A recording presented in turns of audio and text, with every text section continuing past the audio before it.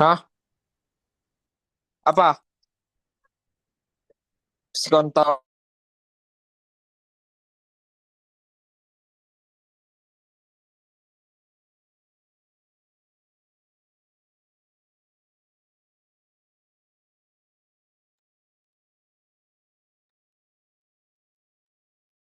Ya oke, halo semuanya, selamat sore. Selamat datang di acara Pre-FYP SIS Arena Dean's Corner. Jadi Arena ini merupakan singkatan dari Aspiring for Excellence, Inspiring Nusantara. Nah, teman-teman sebelum kita mulai, aku mau ngingetin lagi untuk kegiatan hari ini ditujukan untuk teman-teman binusian yang dari School of Information System saja. Gitu ya. Jadi School of Information System itu ada dari jurusan Information Systems, Business Analytics, Business Information Technology, dan juga Digital Business Innovation. Gitu ya. Jadi khusus dari Fakultas School of Information System saja. Jadi untuk teman-teman yang join tapi dari jurusan lain, boleh kalau mau lanjut dengerin kita, tapi kalau mau meninggalkan Zoom juga dipersilakan ya. Jadi nanti untuk jurusan kalian ditunggu aja informasi lebih lanjut untuk kegiatan pre-FYP-nya. Oke, kalau gitu sebelum kita mulai, saya ingin memperkenalkan diri dulu. Saya Willy Christian, selaku moderator untuk kegiatan hari ini. Nah, sebelum memulai sesi, saya ingin kembali mengingatkan kepada teman-teman yang ada di Zoom untuk mengisi link absensi. Ya, link absensi yang akan di-share di kolom chat dan juga di Zoom ya. Ya, berikut ini adalah link absensi untuk kegiatan pre-FYP SIS Arena Dean's Corner. Jadi untuk teman-teman dari School of IS, silakan untuk scan dan melakukan absensi agar absensinya terrecord ya untuk kegiatan pre-FYP-nya. Linknya taruh. Ya, oke. Nanti untuk absensinya di akhir sesi juga akan saya share lagi ya teman-teman. Jadi ini yang bisa scan sekarang boleh untuk melakukan absensinya. Ya, oke. Teman-teman, untuk sesi hari ini adalah bagian dari rangkaian kegiatan pre-FYP tahun 2025, di mana sesi ini merupakan sebuah inisiatif baru dari School of Information Systems yang bertujuan untuk membantu teman-teman mahasiswa baru untuk lebih siap menjalani kehidupan kampus selama kurang lebih 4 tahun ke depan. Nah, Dean's Corner ini adalah pembuka dari 5 sesi seru yang sudah disiapkan untuk teman-teman semua. Jadi jangan lupa untuk ikuti juga sesi-sesi selanjutnya ya.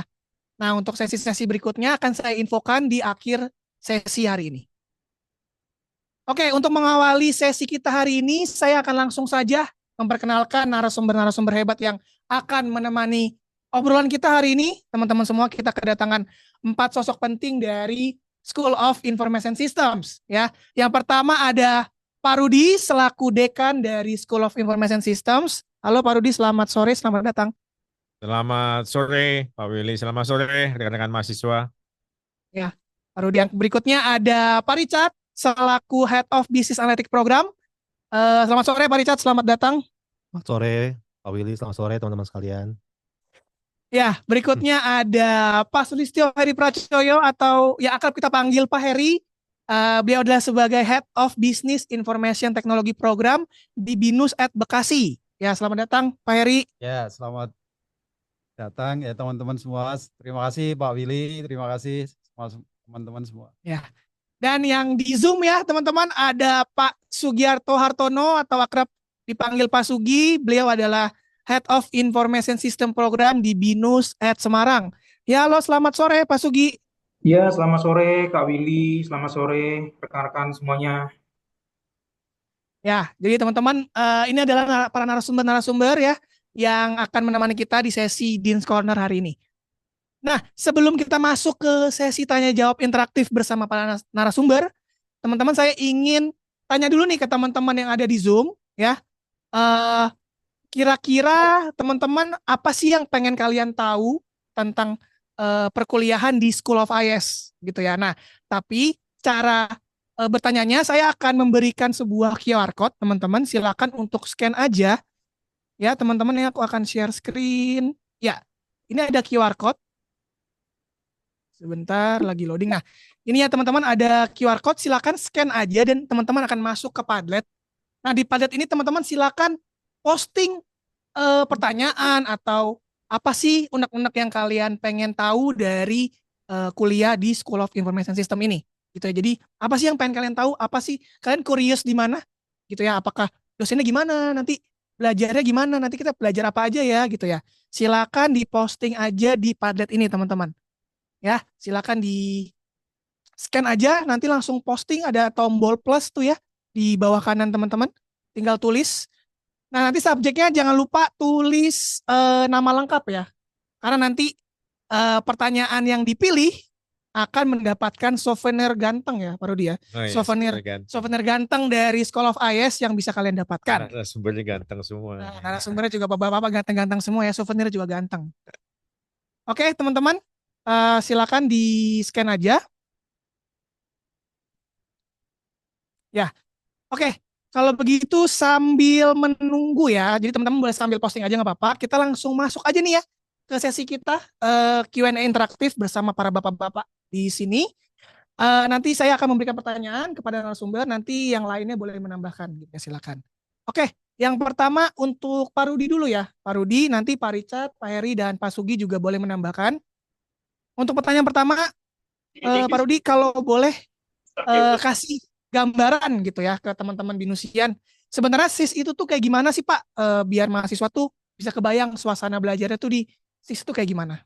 Gimana Pak Rudi? Oke, thank you sebelumnya. Belajar di SIS itu seperti apa? Jadi teman-teman sekalian, SIS itu kan School of Information System gitu ya. Jadi yang mesti dipahami, SIS itu di bawah BINUS University. Ya, BINUS University ada School of IS, ada school yang lain, dan ada fakulti yang lain. Ya. Secara sistem belajar, BINUS itu terpusat. Ya. Jadi kalau teman-teman ada di Semarang, ada di Bandung, ada di Malang, ataupun ada di Medan, dan Jakarta dan Bekasi, sistem perkuliahannya sama. Sistem perkuliahannya sama. Jadi semua BINUS menganut sistem perkuliahan yang sama. Ya. Tetapi ya, yang perlu diketahui adalah untuk SIS sendiri di mana nih perbedaannya dengan fakulti atau school yang lain gitu ya. Nah, SIS itu eh, yang perlu teman-teman ketahui adalah nanti teman-teman lulus jadi sarjana komputer nih, ya, sarjana komputer. Lalu dari sistem informasi. Nah, yang perlu didalami lebih dalam lagi sistem informasi itu apa gitu ya. Nah, sistem informasi nanti teman-teman sendiri belajar sebenarnya belajar bagaimana teknologi ya, teknologi computing teknologi gitu ya. Lalu belajar bagaimana nanti bisnis beroperasi, ya, kita bicara mengenai bisnis proses gitu ya. Lalu nanti kita belajar bagaimana teknologi tersebut digunakan di dalam proses bisnis tersebut gitu ya. Secara khusus teman-teman sekalian yang dipelajari ya terkait dengan sistem informasi dari proses desain, pemanfaatan sistem informasi dan sebagainya. Penting sebenarnya bagi teman-teman di SIS itu memahami bahwa saat ini seluruh perusahaan pasti menggunakan yang namanya sistem informasi. Ya. Para petinggi perusahaan, ya, para decision maker itu dalam membuat suatu keputusan bisnis, ya, itu pasti menggunakan yang namanya sistem informasi. Ya. Mereka membutuhkan tuh sistem informasi untuk mereka membuat suatu keputusan bisnis. Ya. Jadi teman-teman di sistem informasi yang dipelajari nanti ya terkait dengan teknologi, terkait dengan proses bagaimana bisnis berjalan gitu ya. Lalu tentunya nanti ada beberapa mata kuliah pendukung lainnya. Ya. Proses perkuliahannya sendiri ya karena kita bicara mengenai bagaimana teknologi menjadi solusi bagi bisnis, maka yang disampaikan di kelas gitu ya oleh dosen-dosen nanti sifatnya adalah uh, case study ya, Tadi, oke. di kasus gitu ya. Jadi teman-teman nanti akan belajar bagaimana di real case-nya seperti apa, lalu bagaimana solving-nya. Nah, itu yang pertama. Yang kedua nanti teman-teman juga belajar menggunakan pendekatan ada praktikalnya, ada prakteknya gitu. Jadi tidak hanya teori, tidak hanya dosen nyampaikan di kelas, tapi juga ada praktek-praktek yang bisa teman-teman lakukan. Ya. Jadi nanti misalkan semester 1 nih, teman-teman nanti dapat mata kuliah namanya bisnis proses fundamental tuh. ya, bisnis proses fundamental, belajar bagaimana bisnis proses di dalam suatu organisasi secara enterprise tuh, ya, dari proses penjualan, pemasaran sampai nanti proses pengadaan barang itu dipelajari. Nah, ERP system itu akan mendampingi pembelajaran itu, ya, dengan nanti teman-teman belajar tuh, ya, secara prakteknya ada ya menggunakan ERP tools. Jadi proses pembelajaran seperti itu, ya, di kelas, ada dosen, tapi juga ada beberapa studi kasus gitu ya, sama beberapa praktek. Ya, berarti kalau bisa disimpulin Pak, berarti kalau nanti di SIS gitu ya, kalau belajar berarti nggak cuma teori doang ya di kelas ya Pak, karena ada praktikumnya juga, nanti teman-teman akan dikasih case study ya. Case study itu berarti kayak benar-benar ada apa yang terjadi di industri saat itu, apa yang terjadi, teman-teman solve problemnya gitu ya. Dari Pak Richard, ada tambahan Pak? Mungkin tambahan lagi itu kan kalau yang reguler ya, itu kan yang tadi baru disebutkan secara reguler. Kalau kuliah kan memang ada SKS gitu ya, nanti setiap mata kuliah ada SKS-nya. Lalu juga nanti teman-teman juga sebenarnya bisa juga belajar tanda kutip di luar dari kelas yang reguler tuh. Kan kita juga di SIS tuh banyak seminar-seminar, mau yang onsite atau mau yang online ya, yang webinar gitu ya. Nah itu nanti kita bisa sering banget mengundang pembicara dari luar yang tadi bisa bahas bisnis proses di beberapa bidang, misalnya di bank gitu ya, atau misalnya di supply, di logistik dan seterusnya. Nah, teman-teman nanti selain bisa join di kelas, pasti juga bisa join yang non kelas tuh, yang sifatnya nggak reguler tapi event gitu ya. Event, acara-acara, iya, workshop gitu ya. Dan juga nanti teman-teman kan nanti pasti kalau kuliah di BINUS tuh sistemnya sama ya. Kita selain ada SKS mesti lulus sesuai dengan nilainya minimum, juga ada syarat activity point, syarat community service. Nah itu nanti pasti bakal banyak banget teman-teman harus join juga event di luar dari kuliah yang reguler gitu sih Pak Willy. Betul. Ya tadi sempat di-mention ya, satu poin itu jadi bisa jadi men-trigger teman-teman ya untuk bisa aktif di kuliah gitu ya. Dari Pak Heri ada tambahan Pak? Ya mungkin di dalamnya sendiri ya, kalau di kelas itu seperti apa sih gitu ya. Nah ini di kelas itu nanti teman-teman semua itu belajarnya kalau membahas studi kasus tadi itu berkelompok, nggak belajar sendiri-sendiri kasusnya. Jadi nanti teman-teman bisa sharing kalau misalnya ada yang tahu, ada yang nggak tahu. Nah ini bisa belajarnya juga dari situ juga gitu. Jadi jangan khawatir nanti, aduh nggak ngerti ini misalnya gitu ya. Nah itu nanti akan dikerjakan secara kelompok. Jadi jangan takut ya harus kerjain sendiri gitu, enggak. Tapi berkelompok. Setiap mata kuliah akan seperti itu. Ya, sampai ke skripsi ya. Skripsi juga berkelompok. Iya teman-teman ya. Betul banget Pak Heri dan Pak Richard. Jadi kalau di SIS, di BINUS ya, terutama di SIS, kita tuh kalau di setiap mata kuliah pasti ada aja tugas kelompoknya gitu ya. Jadi memang kita belajar itu secara kelompok gitu ya. Mungkin kalau individu ya kayak ujian atau kuis aja sih ya. Sisanya kita nge-solve problem dari case tadi itu bareng-bareng. Kalau dari Pak Sugi di Semarang gimana Pak Sugi? Kalau IS di Semarang itu ya gimana Pak? Ya, Pak Willy, Kak Willy ya. Jadi kalau sebenarnya SI ataupun prodi lain ya, itu ada mobility program. Jadi nanti kalian di semester 4 dan 5 itu kalian bisa kuliah di pindah kampus gitu ya. Misalnya kalian bosan nih, saya mahasiswa Semarang ya, saya mau kuliah di Jakarta, bisa nggak? Bisa gitu. Kalian mahasiswa Jakarta mau kuliah di Semarang, bisa nggak? Bisa gitu. Jadi punya kesempatan kalian nggak cuma kuliah di satu kampus aja, kalian bisa pindah-pindah kampus nih, gitu. Bisa melakukan mobility program, tapi nanti di semester 4 dan semester 5 gitu. Ya itu kan jadi experience yang ini ya, yang nggak cuma kuliah cuma satu lokasi aja nih, bisa lokasinya bisa ganti-ganti gitu. Ya, menarik banget ya. Dari Pak Sugi mention ada mobility program. Jadi teman-teman yang kuliahnya di luar Jabodetabek dari Semarang gitu ya bisa merasakan kuliah di Jakarta, dan sebaliknya juga ya Pak Rudi dan Bapak-bapak, kalau teman-teman yang di Jakarta juga bisa ya kita merasakan experience kuliah di luar Jakarta. Oke. Terima kasih pada Bapak-bapak untuk tanggapannya. Mungkin pertanyaan kedua ya langsung untuk ke Pak Richard nih. Menurut Pak Richard, hal penting apa sih yang harus mahasiswa baru pelajari di tahun pertama mereka kuliah? Oke.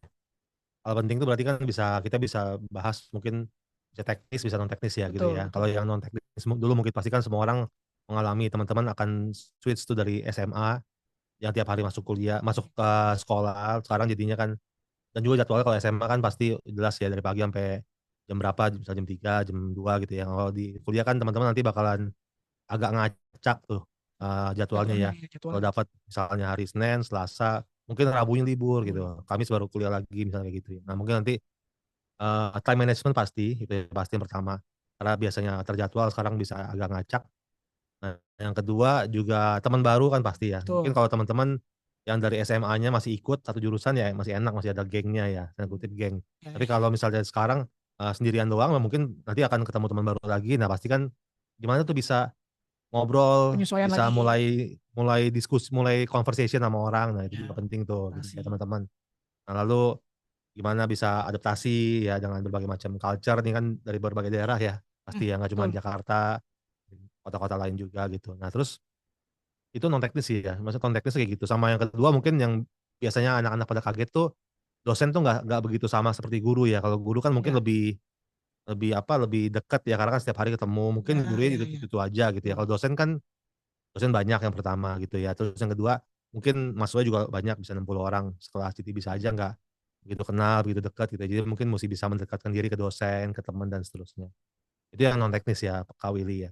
Tapi kalau yang teknis ya pasti di BINUS kebetulan teman-teman sekalian udah enak ya, kalau di BINUS tuh kita dipaketkan Oh ya, perkuliahannya. ya. Jadi, Rebutan per semester ya, ya rebutan mata kuliah gitu ya, Pak ya. ya per semester, per tahun tuh kalian udah punya, alokasinya, belajarnya ini. Jadi sebenarnya kita juga dan alokasi itu juga udah kita pikirin nih buat teman-teman sekalian, dari awal misal baru belajar banget, basic-nya apa, nanti setelah itu makin lama makin dalam, melebar dan seterusnya gitu ya. Sehingga untuk teknis sih sebenarnya nggak terlalu banyak banyak banget yang mesti dikhawatirkan, karena udah disiapkan buat teman-teman sekalian. Tapi tetap namanya kuliah perlu ada suplemen dari luar juga ya, Ya. maksudnya belajar sendiri, kalau suka coding, semua orang pasti suka coding sekarang ya. Ya. Nah coding bisa belajar dari bootcamp, misalnya dari tutorial YouTube. Tadi Pak Heri, Pak Rudi menyebutkan bahwa kalau di SI kan yang harus kuat bisnis proses ya, Betul. sehingga teman-teman harus sering-sering baca kalau ada berita mengenai misalnya ada masalah di trading saham, masalah di Tokopedia, masalah di e-commerce atau di mana kan kita mesti paham nih ada masalah apa sih di situ, terus sistemnya ada masalah kah atau ada fenomena apa di sisi teknologi, di sistemnya, di bisnisnya gitu ya. Nah itu anak SI itu harus kuat di situ tuh. SI, BIT, BA tuh sama. Jadi kita harus kuat di proses bisnis, tahu kalau ada model bisnis seperti ini, sistemnya seperti apa, kalau ada masalah, fenomena apa, ini apa sih yang terjadi di belakangnya gitu. Nah itu anak SI banget tuh, harus paham gitu tuh. Itu sih Kak Willy dari saya. Oke, Ya. Pak Richard. Ya, ya teman-teman ya. Jadi kalau dari Pak Richard sih ada dua hal ya teman-teman. Jadi ada hal teknis dan non teknisnya. Mungkin yang paling penting itu mungkin non teknisnya sih ya teman-teman. Jadi kayak teman-teman baru masuk nih switch dari gaya belajarnya sekolah tiba-tiba ke kampus. Mungkin teman-teman awal-awal culture shock gitu ya.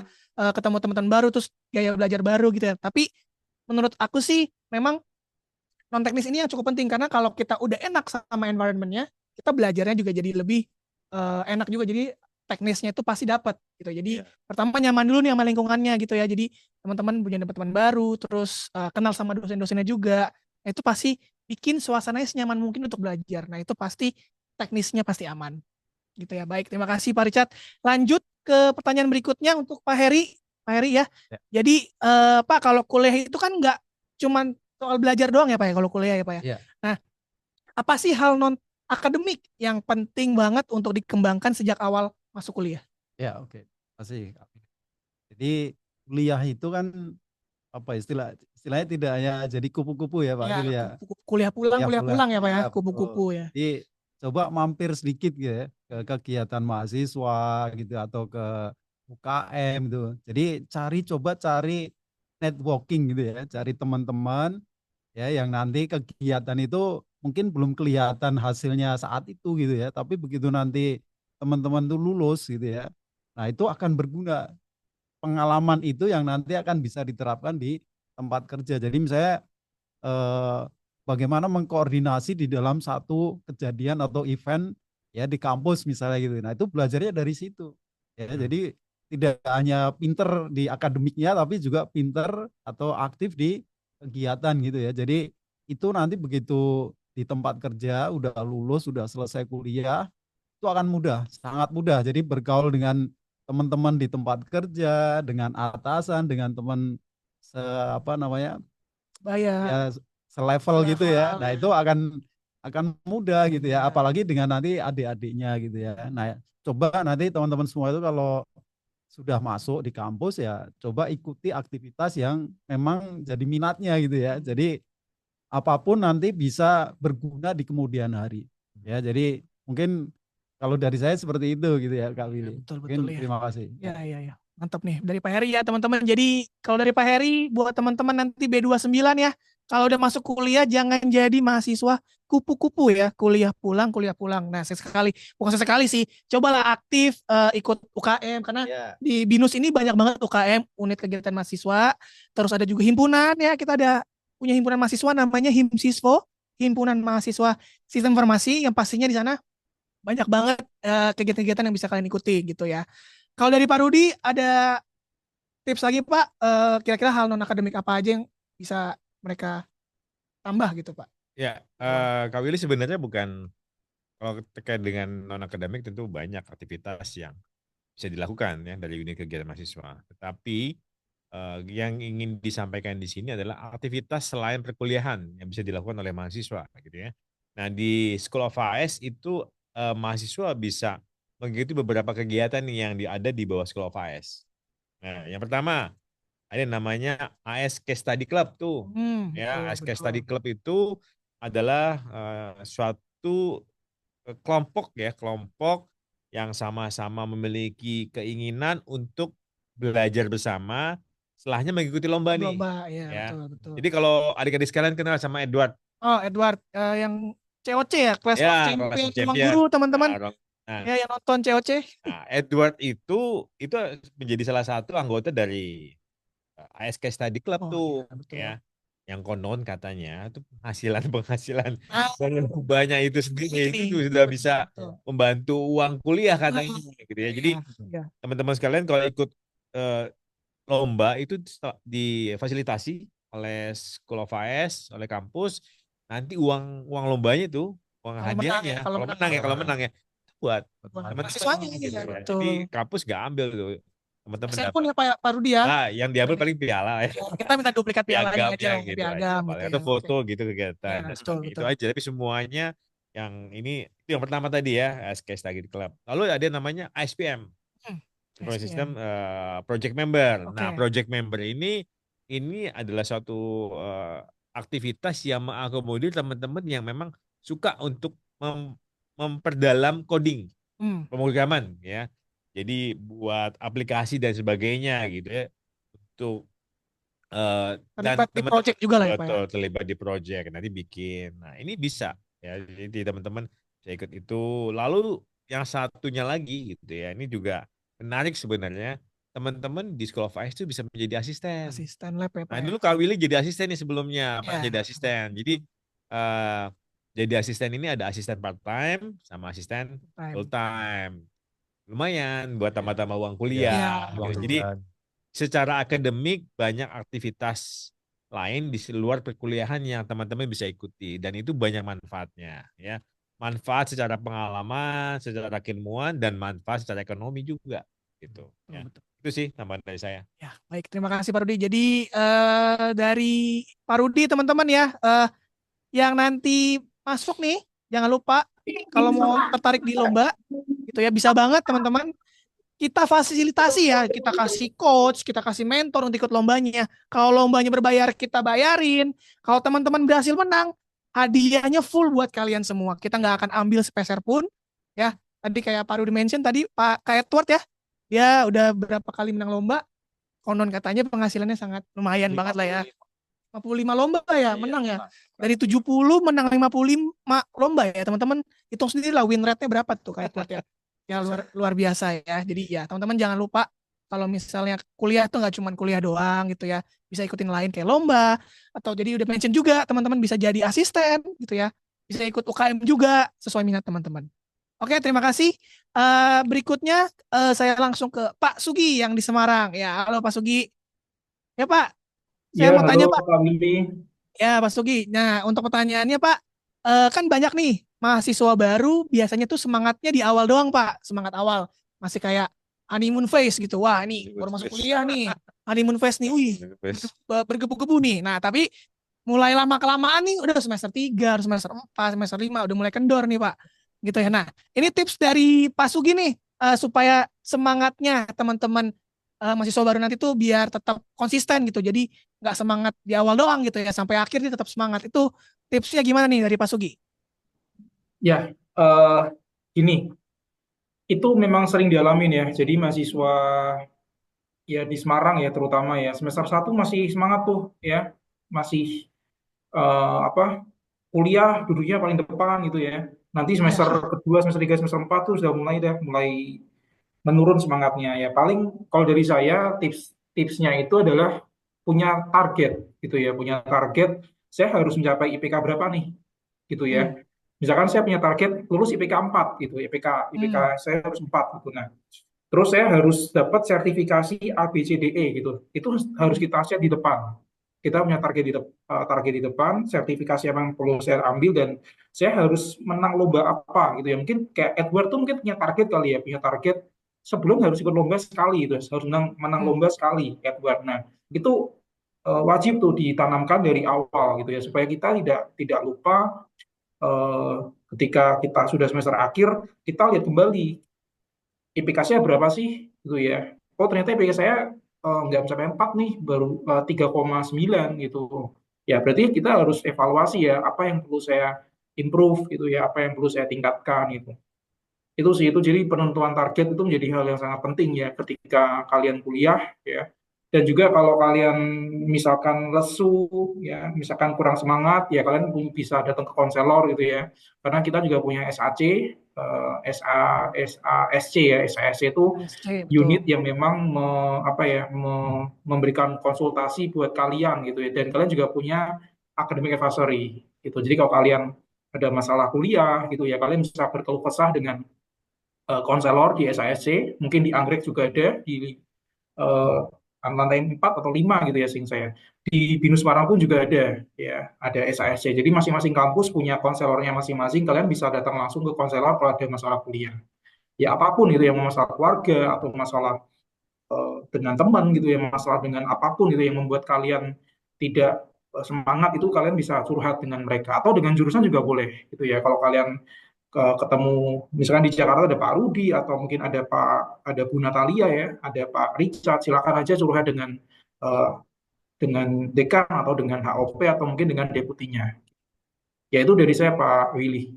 Ya, baik. Terima kasih Pak Sugi. Berarti teman-teman ya, dari Pak Sugi kalau mau semangatnya tetap konsisten ya, teman-teman boleh set target dari awal nih mumpung masih belum masuk nih ya, semester 1 belum dimulai, teman-teman boleh set nanti lulus gue mau summa cum laude. Tuh ya, saya mau IPK-nya 4. Nah, teman-teman kalau nanti teman-teman berhasil IPK-nya 4, nanti dari BINUS akan dapat penghargaan lagi gitu ya. Baik dari materi juga teman-teman akan dapat sejumlah uang mungkin ya. Katanya dapat cincin emas katanya ya. Benar ya Pak Rudi ya, kalau IPK-nya masuknya summa cum laude, teman-teman bisa dapat cincin emas dan juga bisa juga dari uh, recognition, pengakuan. Jadi sebagai misalnya lulusan terbaik misalnya gitu. Jadi teman-teman boleh set tuh mumpung masih di awal gitu ya. Memang nggak mudah tapi nggak ada yang nggak mungkin. Banyak kok dari kita lulusan-lulusan mahasiswa yang berhasil mencapai itu. Ya. Baik, terima kasih Pak Sugi. Ya itu sama satu Oh lagi. ya, silakan Pak Rudi. Prosesi wisudanya beda. Oh, Kalau sudah prosesi. IP 4 tuh Oh ya, betul. beda. Yang orang tuanya boleh ikut naik Oh iya, panggung. betul Kalau nanti. IP 4 Ya, nanti yang itu summa bisa cum laude membuat orang tua Anda lebih bangga gitu ya. Ya. Betul ya, nanti yang Yang lulusnya IP 4. IPK-nya 4 atau dapat summa cum laude nanti orang tuanya duduknya di seat VIP, teman-teman ya. VIP. Seat VIP bukan reguler ya, VIP di depan situ. Nanti dipanggilnya sesi apa yang tali toganya itu duluan gitu ya. Nanti ada jalur ininya kayak Dufan ya, jalur ekspresnya duluan. Ya. Tapi kalau nggak salah kalau misalnya mau beasiswa yang per semester itu ya, itu juga ada beasiswa per semester kan ya. Nah, itu kan juga ada minimal IPK-nya kalau nggak salah. Oh ya, yang beasiswa ya. 3,8. Dan nggak boleh ada yang dapat C dan seterusnya. Jadi teman-teman ya. tuh memang harus, kalau emang ya kan nggak semua mahasiswa itu pasti bahasanya mereka mungkin ambis lah gitu ya. Nggak semua ambis, tapi kan kalau emang punya ambisi, punya target ya harus dipertahankan gitu. Betul ya. Jadi beasiswa kan juga harus hanya bisa kalau nggak boleh ada nilai C kalau nggak salah ya. B minus apa C Pak? B minus atau C gitu. Ya, jadi ada minimumnya dan requirement-nya ya Pak yang harus dipenuhi ya. Ya, ya. Nah itu juga bisa jadi target teman-teman ya nanti. mau bantu orang tua nanti pakai beasiswa kan lumayan nih Ya, motong-motong biaya SKS. SKS gitu. Jadi bisa meringankan orang tua juga. Ya, Dan banyak banget yang bisa banyak. diraih gitu ya di BINUS ini. Baik, terima kasih. Berikutnya ke Pak Rudi. oke. Ke Pak Rudi ya. Berikutnya. Nah, eh kalau misalnya nih teman-teman mahasiswa nih mengalami kesulitan, Pak. Kesulitan tuh bisa aja baik akademik dan non akademik gitu ya. Nah, mahasiswa ini bisa minta bantuan kemana dan ke siapa aja ya, Pak? Kalau misalnya lagi bingung nih atau lagi aduh susah nih kuliah nih atau aduh ada masalah nih di kampus gitu ya. Nah, mereka tuh bisa menemui siapa ya, Pak, untuk meng-solve problem mereka? Oke, kalau teman-teman nanti kuliah gitu ya, ada masalah terkait dengan perkuliahan. Pertama yang paling dekat dengan teman-teman adalah dosen sebenarnya di kelas. Dosen di kelas Ya, ya. dosen di kelas itu yang paling dekat tuh karena ketemunya kan setiap hari. Walaupun dosennya berbeda ya, tapi ketemu kan sama dosen tiap hari. Nah, itu bisa diskusi dengan dosen. Yang pertama ya, diskusi dengan dosen ya. Mungkin dosennya nanti bisa bantu mengarahkan atau memberikan jalan bagaimana proses selanjutnya. Itu yang pertama sebenarnya ya. Tetapi kalau mau jalur yang lebih resmi lagi, maksudnya kalau ada masalah ini harus kemana itu ke SSO. Ya, ada student Support office. support office. Ya, jadi ke SSO bisa. Nah, ke sana nanti teman-teman akan dibantu tuh. Ya, kalau ada masalah apa, mereka akan pelajari permasalahan teman-teman sekalian. Nanti akan diberikan solusinya seperti apa. Ya, itu. Gitu ya. Misalnya kalau ke SSO, bisa nggak saya selain ke tadi ya ke SSO, ke dosen, bisa nggak ke pengurus jurusan misalkan gitu ya, pengelola jurusan bisa. Di setiap kampus ada tuh, ada ketua program, ada deputi program. Jadi teman-teman yang di kampus Kemanggisan bisa ketemu. Untuk yang di kampus Kemanggisan ada di lantai 3, di ruang 311 ya. Lalu untuk yang di Alam Sutra itu juga ada di lantai 4 ya. Di Bekasi juga ada. Bekasi itu untuk teman-teman BIT sama DBI itu bisa di Bekasi di lantai 1. Lantai 2. Oh, lantai Ruang 2. APO namanya. Nah, ruangnya APO. Itu di Akademik. Bekasi gitu ya. Kalau yang bisa analytics itu ada di kampus Kemanggisan. Jadi selain lewat tadi ya, lewat student service student support office, teman-teman juga bisa datang langsung. Pesan gitu. Bisa langsung ya, atau misalkan mau juga bisa gitu. Karena sebenarnya kami juga tidak menutup diri gitu ya untuk komunikasi melalui WA. Ya biasanya saya akan kasih juga WA saya ke mahasiswa gitu. Tapi ya. biasanya yang menghubungi saya biasanya mahasiswa yang saya ajar, mahasiswa Ya, yang di yang kelas. SIS yang pada umumnya jarang sih gitu ya. Tapi ada juga gitu, tapi tidak sesering mahasiswa yang saya ajar seperti itu. Tuh, jadi teman-teman kalau misalnya nanti pas kuliah nih teman-teman mengalami kesulitan atau kebingungan gitu ya. Jadi nggak usah takut ya, banyak banget kok stakeholder atau misalnya teman-teman pengelola kampus yang bisa teman-teman temui gitu. Tadi sudah dimention juga oleh Pak Sugi ya, tadi ada SASC ya. SASC itu juga ada unit yang memang khusus advisor ya. Jadi teman-teman kalau masalah akademik bisa juga nanti dikasih mentor gitu ya. Atau misalnya teman-teman punya masalah eh, jangan sampai kejadian ya, misalnya masalah keluarga atau misalnya ada problem sama teman. Nah, itu teman-teman di SASC juga ada konseling.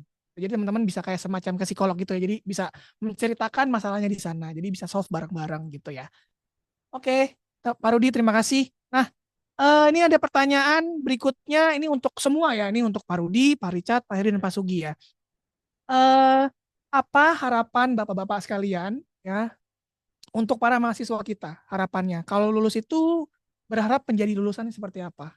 Mungkin dimulai dari Pak Rudi dulu, silakan Pak. Oh, saya lagi. Oke. Silakan Pak.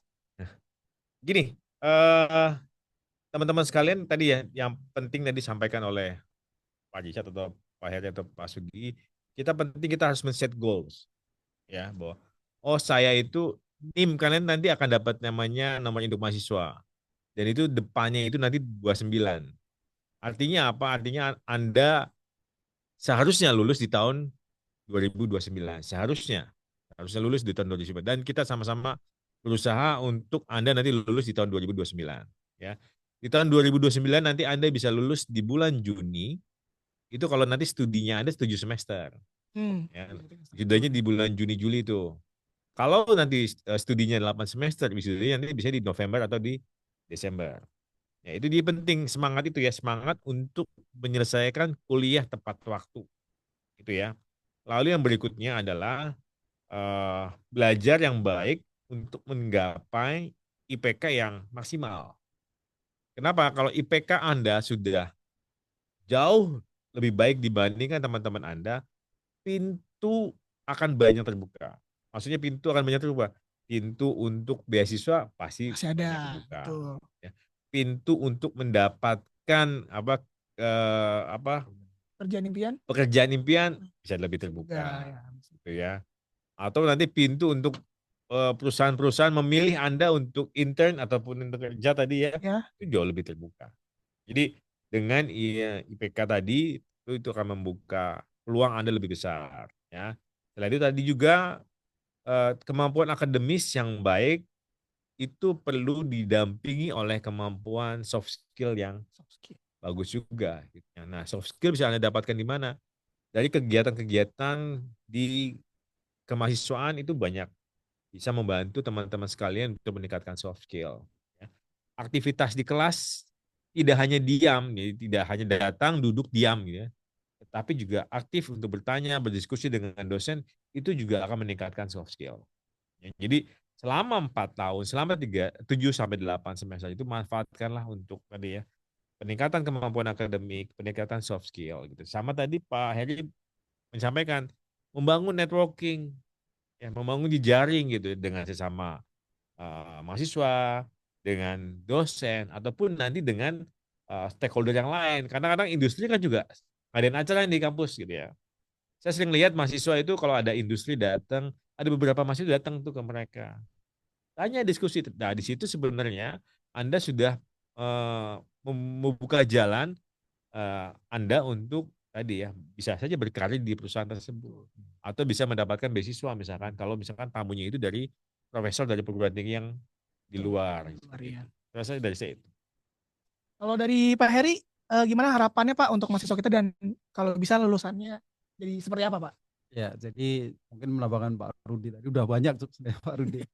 Nah, jadi terutama tadi ya keahlian atau soft skill itu memang harus dikuatkan gitu ya. Nah, nanti kan teman-teman semua ini kan begitu memasuki semester 4, tapi biasanya ada sosialisasi semester 3 gitu ya.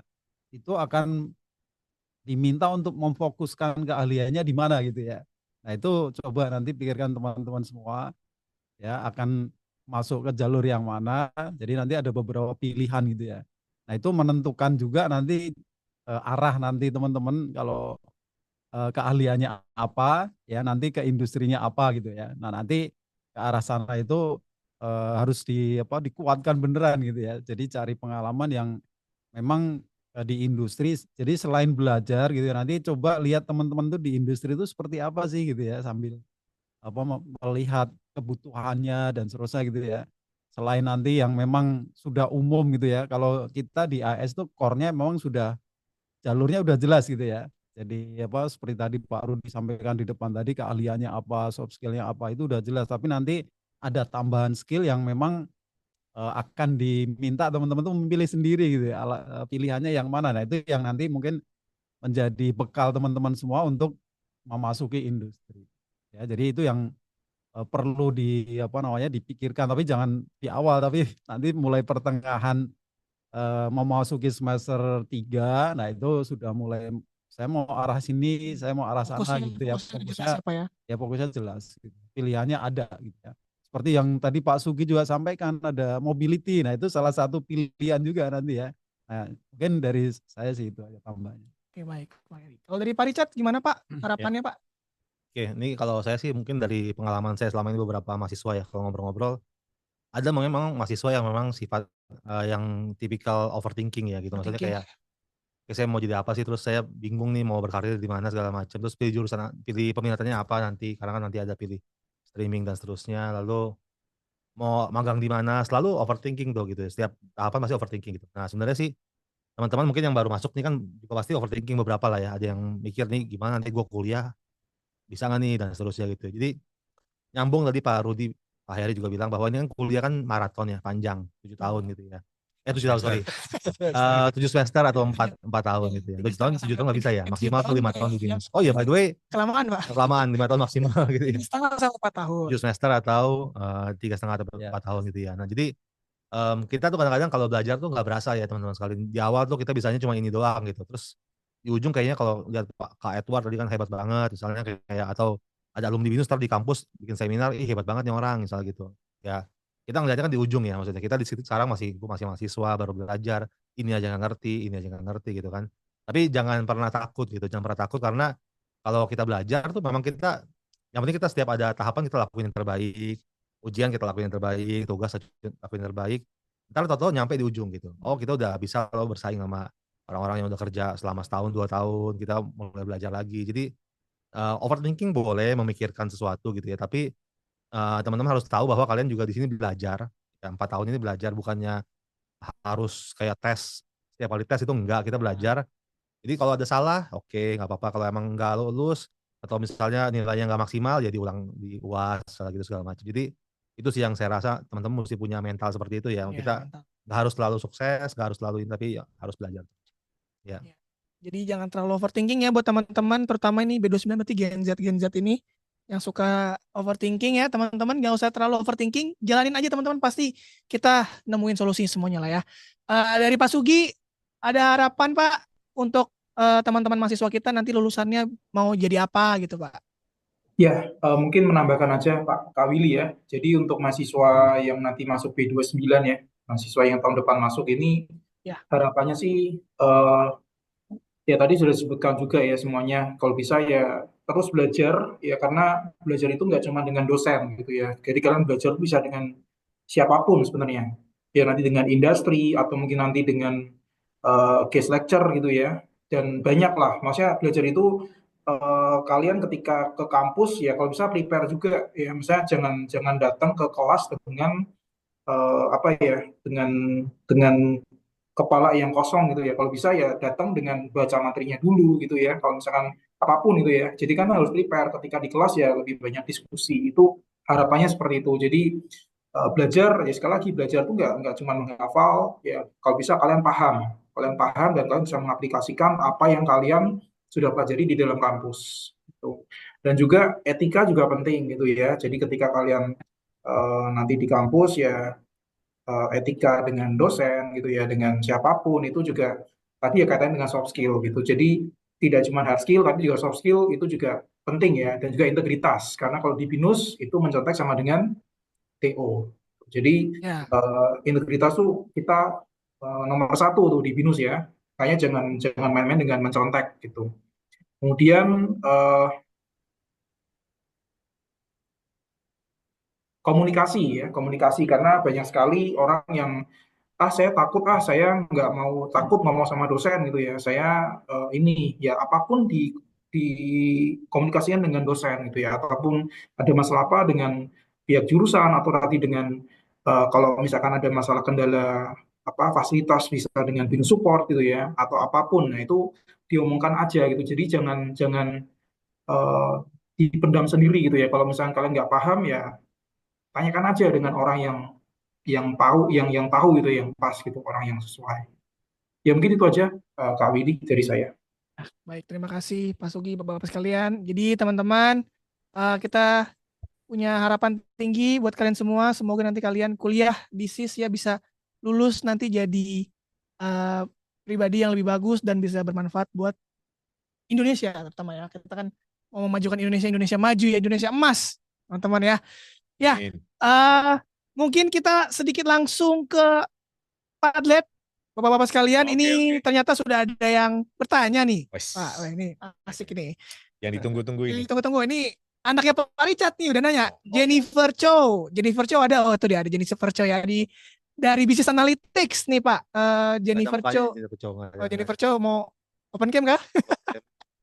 Ya nggak apa-apa. Ini Pak Richard, head of programmu ya, Jennifer. Jadi nanti kalau ketemu di kampus nyapa-nyapa ya. Pasti ketemu nanti di FYP kan ada pasti sesi ya, sama nanti di FYP juga akan ketemu pasti ya. ketemu nanti. Oke. Untuk Jennifer Chow, berarti untuk Pak Richard ya, bertanya, Pak, untuk jurusan Business Analytics kita belajar bahasa pemrogramannya apa ya? Kemudian apa skill software dasar yang perlu dicicil belajar sebelum masuk kuliah, Oh, Pak, agar nanti pas kuliah nggak kaget. Ya, silakan Pak Richard. oke. Nah, untuk programming dulu ya, tadi kan yang pertama programming skill ya. Programming skill sebenarnya kita di SIS itu kan memang dasarnya ada mata kuliah algoritma pemrograman, itu pakai Python ya Python kita. ya. Python tuh saya rasa pasti Jennifer mungkin kalau di sekolahnya ada pelajaran programming biasanya sih pakai Python ya. Jadi harusnya aman gitu ya. Tapi kalau kamu mau enhance bisa pakai online courses yang gratis aja banyak mengenai Python gitu ya. Itu yang pertama.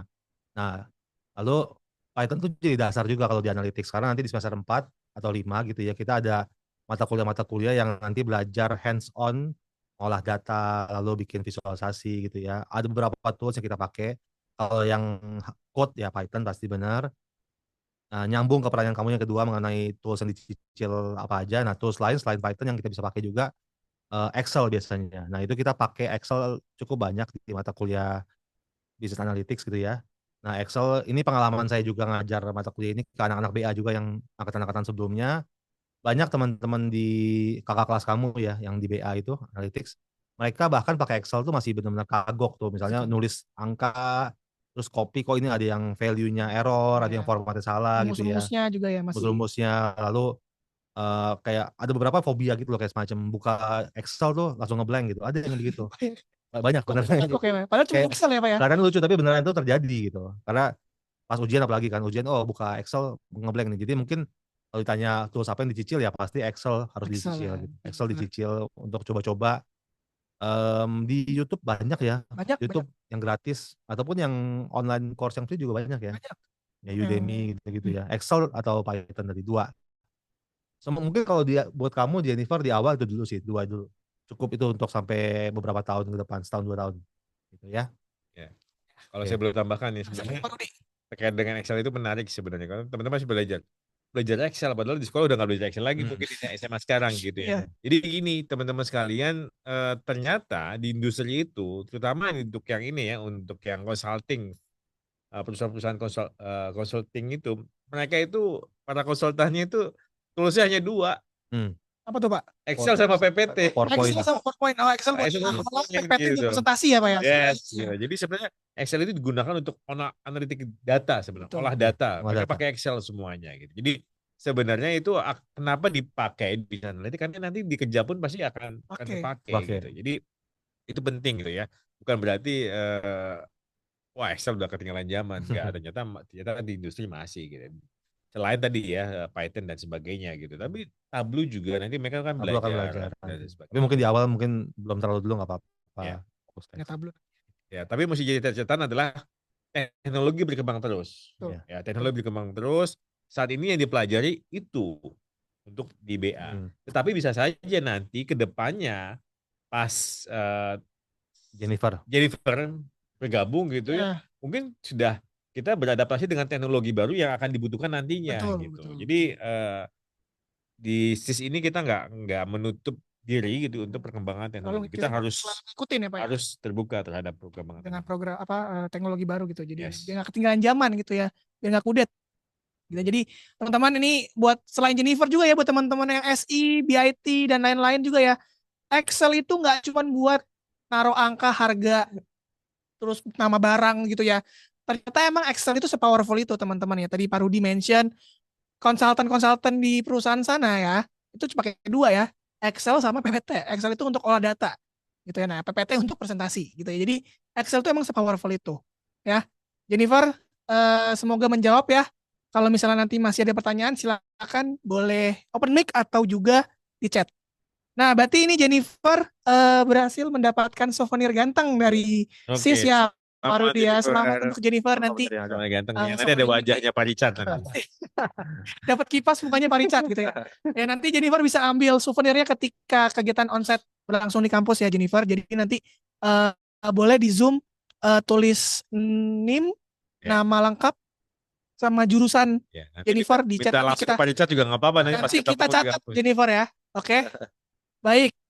Berikutnya nih ada lagi nih pertanyaan ini. Ini ada lagi yang tentang coding. Oh, coding tadi sudah dijawab ya, Jesslyn tadi. Sama Python juga, IS juga. Ya, Python ini semua jurusan di SIS ya. Iya. Python. Python. Java, Python. Kalau mau Java juga bisa. Oke.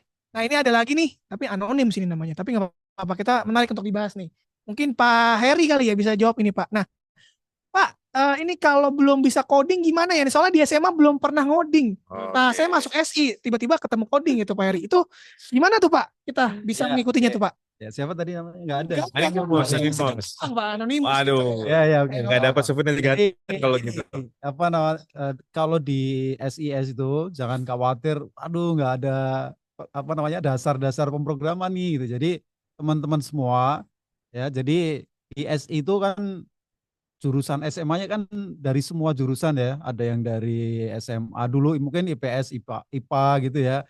Ada yang dari SMK yang apa namanya bukan teknik tapi yang SMEA kalau zaman dulu gitu ya. Ada juga yang dari madrasah gitu ya. Jadi mungkin nggak dasar komputernya nggak ada gitu ya. Tapi jangan khawatir. Jadi nanti semua apa namanya mata kuliah pemrograman terutama yang Python tadi itu akan diajarkan dari awal. Istilahnya dari install di komputer sampai nanti ditunjukin cara membukanya dan seterusnya mulai dari mana itu akan diajarkan dari awal. Ya, jadi jangan khawatir nanti nggak ngerti apa gitu ya. Tapi kalau memang sudah punya dasarnya, istilahnya ini kan untuk logika gitu ya, logika pemrograman atau memahami bagaimana cara kerja suatu sistem di dalam komputer gitu ya. Nah itu yang nanti akan diajarkan itu dari nol dari awal. Jadi bukan mulai oh langsung buka ini kerjain ini enggak, tapi akan diajarkan dari mulai caranya membuka, terus nanti apa namanya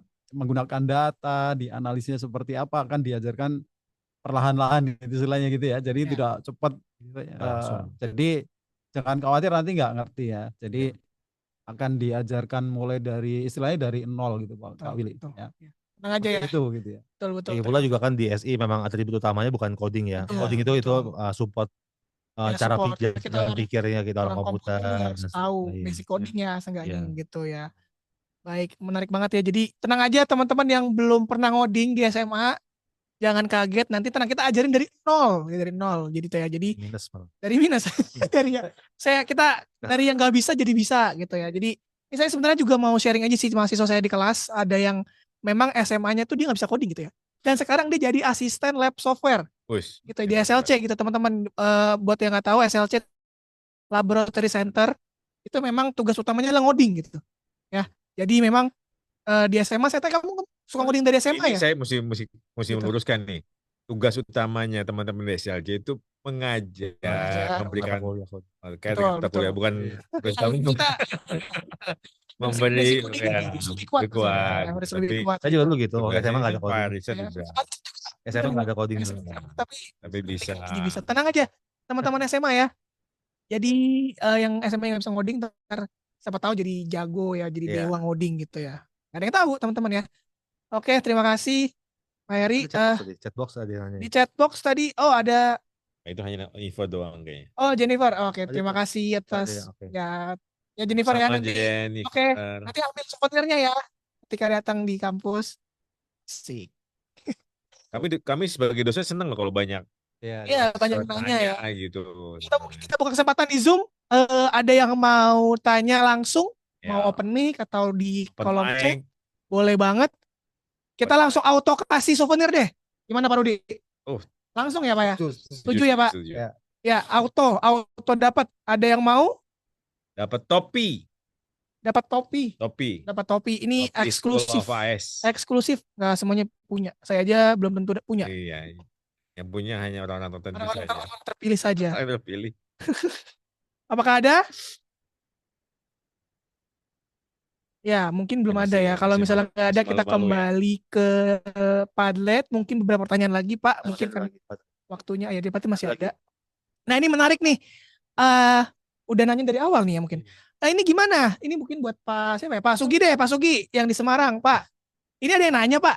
Kalau misalnya kuliah di SIS, itu spek laptopnya harus kayak gimana biar bisa ikuti kuliah dengan baik? Soalnya takutnya ada mata kuliah yang mempelajari software yang nggak bisa diakses di operating system tertentu. Gitu. Nah, boleh dijelasin nggak Pak? Setiap tahun selalu ada. Ya, setiap tahun selalu ada ya pertanyaan. Itu spek laptop seperti apa Pak Sugi yang harus disiapkan oleh teman-teman Pak?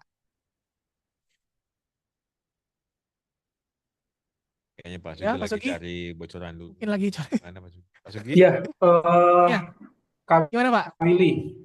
Ya, Ya, untuk spek laptop di kuliah itu sebenarnya kan kalian selama kuliah kan lebih banyak fokusnya ke ini ya, lebih ke pembuatan PowerPoint gitu ya, buat diskusi. Kemudian untuk kalau kalian belajar database ya berarti kalian harus install software buat database, SQL, entah SQL Server atau MySQL gitu ya, atau lebih ke programming gitu ya, programnya pakai Python.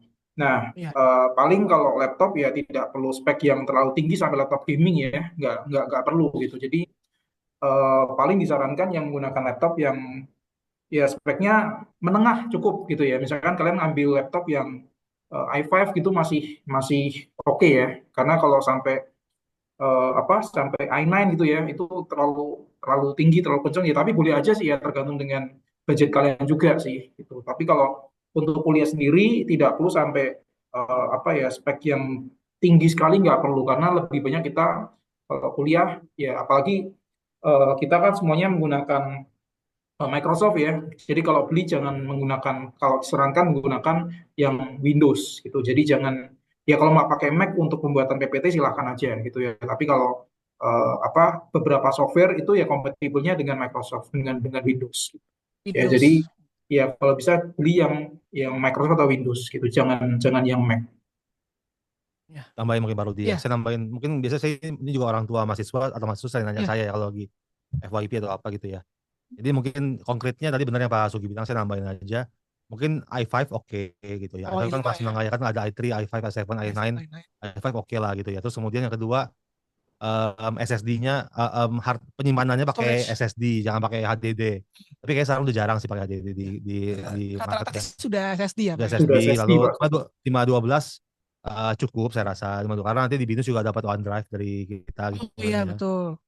512 cukup, lalu RAM ya bisa 8, bisa 16 giga, 16, minimal tergantung lah. gitu ya. Nah, terus kemudian merek laptop saya sih sarankan teman-teman kalau emang mau aman, mau nggak terlalu, kan kuliah 4 tahun lama ya. Jadi mungkin merek-merek yang aman-aman, yang service center resmi di Indonesia tuh Banyak kayak ya. HP, Asus banyak tuh ya, Asus. yang udah resmi kan ya.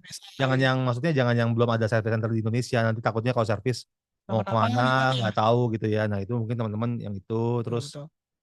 tadi benar Windows, sebenarnya Mac juga ada masalah, banyak juga yang pakai Mac ya. Cuman memang beberapa software nggak bisa kalau di Mac nanti ya. Tapi kita kan sebenarnya ada lab juga sih sebenarnya, jadi masih bisa. Ya, udah. Kalau Bisa mau pakai. pakai Mac ya nggak mesti MacBook Pro, pakai yang Air cukup gitu ya. Yang ini juga gitu, nggak apa-apa. Jadi itu sih teman Willy ya. Jadi mungkin nggak perlu yang mahal banget karena kita bukan anak di cafe atau anak game gitu ya. Jadi yang standar lah gitu. Itu saya selalu bilang sama orang tua murid, mungkin kalau yang harga hari ini ya, bukan harga nanti nggak tahu. Harga hari ini ya mungkin di 8 sampai 12 juta itu cukup saya rasa. Harga-harga hari ini ya. Ya, Nggak tahu kalau nanti bakal naik harga ya. gitu ya. Gitu, oke Ya, sih itu oke. ya. Baik. Terima kasih Pak Richard dan Pak Sugi. Jadi teman-teman ingat ya, nggak usah spek yang tinggi-tinggi teman-teman, karena kita emang nggak pakai software yang berat-berat ya, Pak ya. Karena kita nggak, bukan anak di cafe yang harus pakai software-software berat, harus anak film yang harus render, Adobe Premiere Pro segala macam yang harus pakai VGA RTX 4060 Ti segala macam, nggak usah ya. Teman-teman, kita pakai basic usage aja sih, mungkin ke software-software. Ya, benar tadi pakainya Windows aja mungkin karena ada beberapa software yang kalau di Mac itu agak ribet untuk installnya. Ya. Jadi takutnya lebih lama pakainya gitu, bingung installnya gitu ya. Jadi disarankan memang Windows aja. Dan kebanyakan juga kan aplikasi saat ini kan sudah on the cloud. Ya, Iya. ya betul. Ya banyak Jadi, aplikasi juga udah cloud ya. akses internetnya aja lancar. Yang penting akses internetnya, Ya. betul. Setuju. Ya. Baik, sepertinya waktunya sudah mencapai akhir, Bapak-bapak sekalian. Ya, terima kasih teman-teman yang di Zoom. Ada pertanyaan lagi? Sudah ada pertanyaan lagi, Pak? Oh, ada. Ada lagi pertanyaan. Jadi selamat untuk Jennifer. Ada? Tadi yang nanya itu siapa laptop? Nanya laptop. Tadi laptop tadi Mimos. Namanya siapa? Ada yang nanya laptop. Ada 3 orang bertanya. yang PC. Oh, sorry, ada pertanyaan yang dari cyber security tapi ya. Tapi nggak apa-apa lah ya buat. Ya, ini ada Zeragar Rafif dari cyber security, nggak apa-apa. Walaupun kamu kita dari information system, kita bantu jawab deh, nggak apa-apa. Permisi Kak, mau nanya, jika saat belajar terus mengalami ketertinggalan, itu biasa cara mengatasinya gimana ya? Siapa yang mau jawab? Belajar terus tertinggal. Iya, mengalami ketertinggalan itu biasa cara mengatasinya gimana biar nggak ketinggalan terus, Pak? Ya kalau ketinggalan bisa kan nyusul kan ya. Oh, saya bercanda ya. Nggak begini. hal yang wajar. Gitu. Masing-masing orang kan kecepatan belajar berbeda, cara belajar berbeda. Ya, Anda masuk ke kampus, tentu lingkungan yang baru nih. Ya, nah pasti butuh adaptasi gitu. Ya, nah ini yang penting adalah adaptasi, belajarnya harus cepat. Terus yang paling penting sebenarnya adalah ketika Anda belajar, lingkungan Anda harus mendukung. Maksudnya apa? Ketika Anda di kelas dan Anda merasa bahwa Anda tertinggal, jangan cari teman kelompok yang senasib dengan Anda gitu. Udah makin jauh ketinggalan. Oke dong. Ini Nah, kelompok ya. kalau Anda merasa tertinggal, carilah teman yang memang secara kemampuannya itu lebih dari Anda. Ya, Gitu. betul. Jadi bisa membantu Anda gitu. Kalau Anda belajar, sebenarnya belajar dengan teman sendiri itu lebih lebih bisa membantu lebih cepat dibandingkan diskusi terus sama dosen ya. Ya, kalau pengalaman saya, teman-teman belajar tuh cepet ya sama teman sendiri gitu. Cari teman yang mau ngajarin gitu ya. Itu tuh lebih cepat lah kita beradaptasi gitu. Jadi nanti pas kuliah ingat cari teman ya, teman yang memang yang harus sama-sama semangatnya sama nih untuk belajar gitu ya. Saya rasa itu sih. Ya. Kalau ketinggalan sih hal yang Wajar ya, Pak. wajar, tapi Wajar ya ya. kita harus belajar bagaimana tadi ketika Ngejarnya. ngejarnya Ngejarnya gimana gitu. Ya. Nah, mungkin menambahkan sedikit Silakan, aja. Pak Eri. Jadi di tahun pertama itu Kak Willy ada namanya freshman partner ya. FP ya, Ya, itu freshman mungkin partner. bisa ditanyain karena Kak gimana caranya Ya, betul, berjalannya mulus kuliahnya. Nah, itu Hmm. pengalaman mereka juga ada gitu ya. Nah, tahun kedua itu ada mentor. mentor. Nah, dari sana juga bisa tanya-tanya Tanya-tanya, gitu untuk betul. apa ini atau kesulitan apa. Nah, itu Kakak itu tadi Pasti bisa bantu ya, Pak ya. membantu. Pasti bantu ya, Ya. betul. Ya, Adi? menambahkan Kak Willy. Ya, Ya, silakan Pak Sugi. silakan Pak Sugi. Ya, kalau di SI, ya khususnya SI yang tadi kan tadi cyber security ya. Kalau di SI kita punya namanya tutorial maraton gitu. Jadi kita adakan tutorial maraton Iya. itu sebelum ujian mid UTS. dan sebelum UAS, sebelum ujian akhir gitu. Jadi tujuan tutorial maratonnya adalah untuk mengejar, mereview, merefresh lagi lah materi sebelum kalian mau ujian itu lebih dimantapkan lagi. Jadi kalian lebih paham, lebih siap dalam menghadapi ujian. Gitu. Jadi kalau di School of IS kita rutin tuh adakan namanya tutorial maraton. Ya di Semarang ada, di Jakarta juga ada. Ya. Betul ya, tadi tutorial maraton juga biasanya kita pasti adain sih ya, sebelum UTS, sebelum UAS juga kita ada. Jadi buat teman-teman yang merasa ketinggalan gitu ya tadi kemarin ketinggalan nih gue nih nggak masuk atau aduh ada materi yang ke skip gitu ya. Nah itu tutorial maraton itu berfungsi banget sih. Jadi sebelum karena waktunya kan berdekatan dengan ujian ya. Jadi harapannya jadi refresh teman-teman gitu. Oke. Apakah ada pertanyaan lagi? Confirm? Teman?